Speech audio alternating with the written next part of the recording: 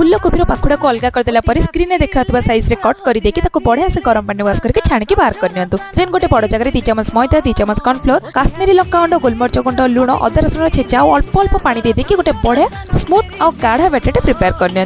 Then जो काटिकी और छाणिकी रखी आम फूलकोबी देदेला ऊपर टिके कसुरी मेथी को हाथ क्रश करके देदेला सब जिन मिक्स कर देकी गोटे पर गोटे गरमा गरम तेल देकी छाणिकी बाहर करनेबा मीडियम टू हाई फ्लेम रे। कोबी क्रिस्पी होगी छाणी गला पर ताको साइड कर देबा। आउ गोटे कड़ाई रे गोटे टंकी तेल दे देकी संगे अदा रसुण कंचा लंका को फाइनली चॉप करके ऐड कर देबा। पियाज संगे व्हाइट पार्ट को देकी ता सहित भाजी नेबा। सेटा भाजी गला पर दे देबा बड़ बड़ खंड होइतिबा पियाज कैप्सिकम गुंड करी काटिकी और संगे टिके ग्रीन ओनियन रो ग्रीन पार्टा दे देबा। और सब जिन भाजी गला पर chilli vinegar soya sauce tomato ketchup red chilli sauce और सांगर अल्प टिके लुण और अल्प टिके पानी दे देकी गोटे सॉस मिक्सर बने देला पर फुटी गला पर कॉर्नफ्लोर स्लरी और छाणी रखिथिबा कोबी दे देला पर अल्प राशि देकी सर्व करबा चिल्ली कोबी। एंजॉय।